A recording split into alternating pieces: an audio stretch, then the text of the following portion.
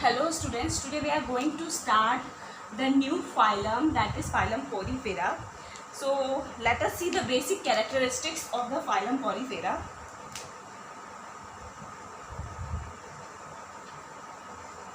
So by the word Porifera, what do you understand? क्या समझ में आता है जब हम पहली बार Porifera word सुनते हैं? हमें pores माइंड में आता है ना कि सबसे पहले कि ऐसे ऑर्गेनिजम्स में pores होने चाहिए. तो Porifera are those organisms which are having pores on their body. Okay.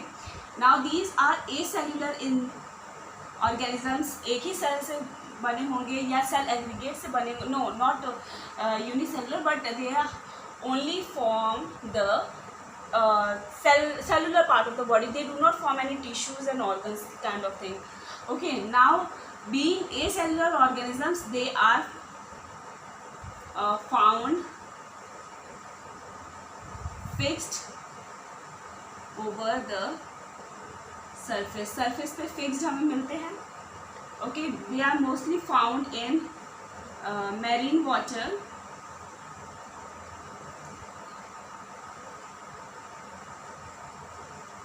Exception is spongilla. Spongilla is found in the fresh water. Fresh water में spongilla मिलता है हमें.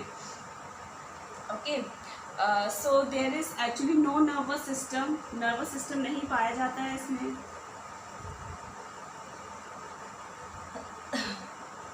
नर्वस सिस्टम नहीं पाया जाता है इसमें.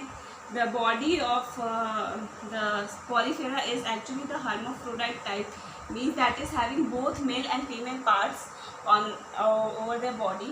So these are some of the characteristics of the Porifera.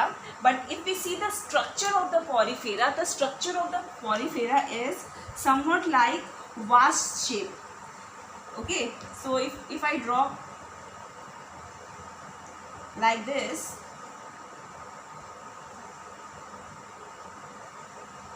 if I draw like this is a vase kind of appearance, and there are pores present. So if I draw this as a pore, pores,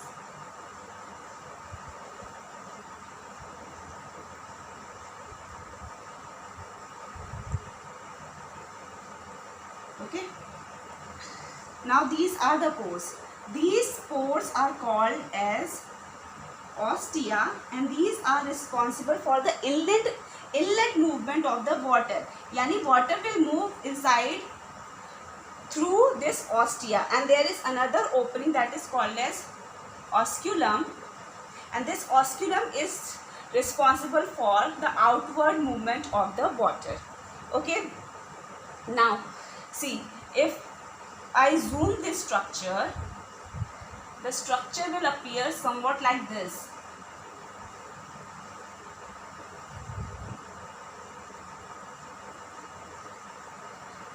This layer is this, and this layer is called as pinacoderm, and the cells which is forming this layer is called as pinacocyte.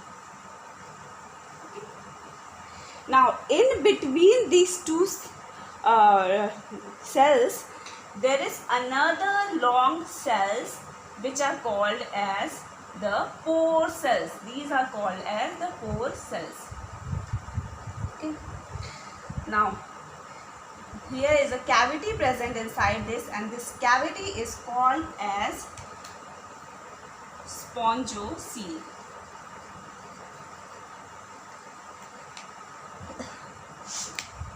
In between these cells, there are some gelatin-like material present, and this gelatin-like material is called as mesoglea.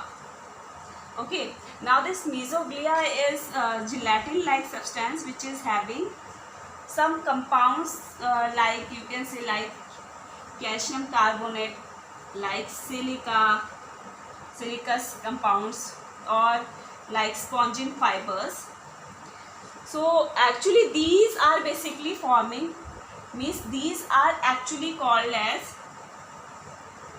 the endoskeleton. Okay, because on the basis of this we will classify the Porifera also will classify on the basis of this endoskeleton. So basically there are calcium carbonate present over here, silica present or spongin fibers present.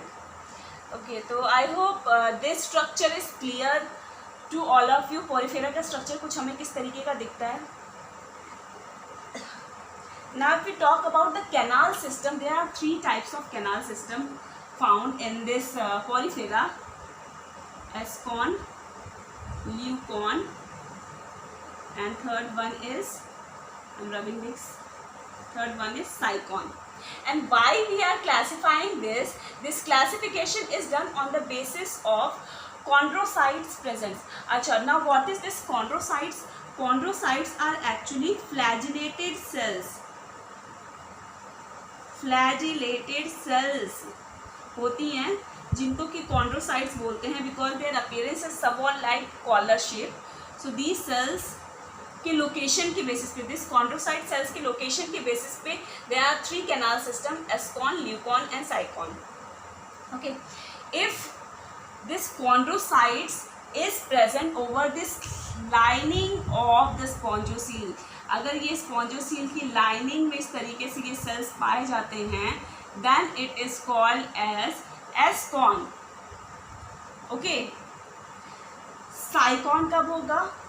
When this chondrocyte cells are found in the radial canal, यानी इस canal के बीच में अगर ये साइकॉन chondrocyte sales हमें मिलेंगे, flagellated sales अगर हम मिलेंगे, तो it will be called as sycon. Leucon कब बोलेंगे? If these cells are found in any depressions, कहीं अगर डिप्रेशन है स्ट्रक्चर में, बॉडी के स्ट्रक्चर में, और वहाँ पे अगर मिल रहा है, then it is called as leucon. Okay, तो आई होप इतने टर्म्स तुम लोग को पोरिफेरा से एसोसिएटेड क्लियर हो गए होंगे. Now see,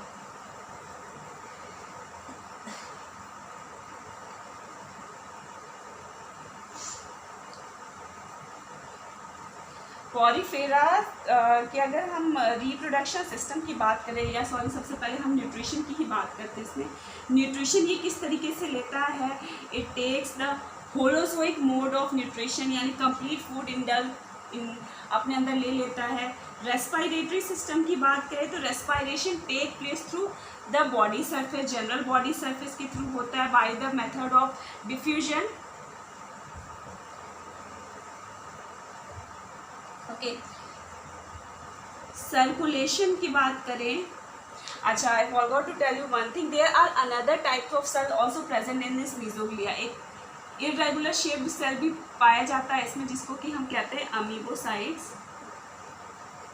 okay, now this amoebocytes perform various function. ये डिफ्यूजन में भी हेल्प करता है, plus it's help in excretion also. तो ये काफ़ी यूजफुल है. ओके, सर्कुलेशन के लिए भी अमीबोसाइट्स हेल्प कर देता है. And although there is no water mainly perform the function of the circulation, तो इसमें ब्लड की कोई ज़रूरत नहीं है, क्योंकि वाटर की वजह से ट्रांसपोर्टेशन ईजिली हो जाता है.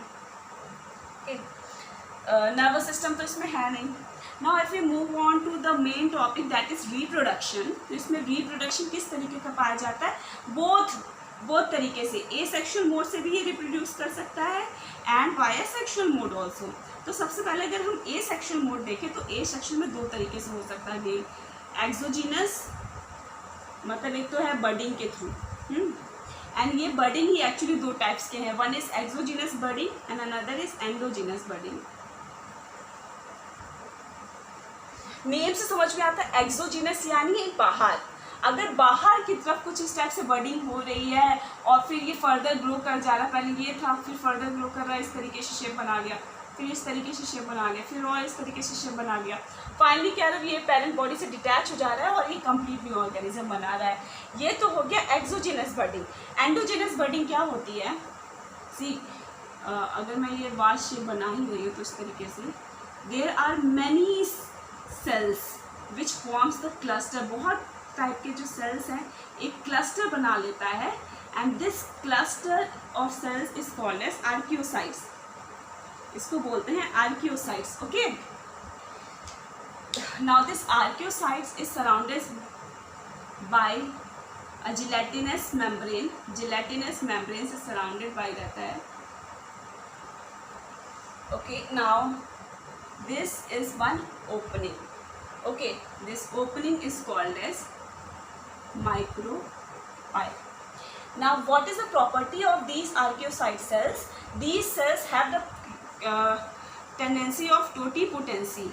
अभी टोटीपोटेंसी तुम लोगों ने वर्ड सुना होगा बट शायद पता ना हो. टोटीपोटेंसी मतलब सेल की ऐसी capacity which makes it suitable for generating the whole organism. यानी सेल की ऐसी प्रॉपर्टी जो कंप्लीट ऑर्गेनिज्म में डेवलप करने में हेल्प करती हो, that is called as totipotency. तो ये आर्कियोसाइट सेल्स के पास वही कैरेक्टरिस्टिक्स होती है. अब क्या होगा, जैसे ही ये माइक्रोपाइल वाला रीजन किसी बॉडी सरफेस पे आकर के अटैच करेगा, इस तरीके से सपोज बॉडी सरफेस पे आके अटैच कर रहा है इसका माइक्रोपाइल वाला region, this whole cell will go in this and then it will form a new organism. फिर कंप्लीटली न्यू ऑर्गेनिज्म बना लेगा. तो ये रहा एक्सोजिनस और एंडोजिनस. और सेक्सुअल रिप्रोडक्शन की बात करते हैं हम. If we talk about the sexual reproduction in the sponges, so as I have told you that the sponges are hermaphrodite. They are having both the parts, male and female part. Fertilization इसमें होगा. The fertilization is indirect या reproduction is indirect. Means larva will be formed. Larva form होगा. And guess what? This larva formation occurs in the two way. तो होता है amphiblastula and another is parenchyma. Okay. This amphiblastula is the hollow larva. ये hollow larva होता है and this parenchyma is the solid larva. So this in amphiblastula what happened, 50% of the flagellated sponges are present, 50% non-flagellated. 50% flagellated आएगा इसमें, 50% non-flagellated आएगा. And this flagellated and non-flagellated together they form the spongocele. ये together मिलकर के spongocele बनाते हैं जिससे कि complete organism develop हो जाता है. Okay. Now अब हम फाइनल इसमें आ जाते हैं क्लासिफिकेशन की. अगर हम बात करें पोरीफेरा की, तो as I have told you classification is done mainly on the basis of the endoskeleton. तो क्लासिफिकेशन की बात करते हैं हम. So there are of 3 types. कौन कौन से? कैलकेरियस,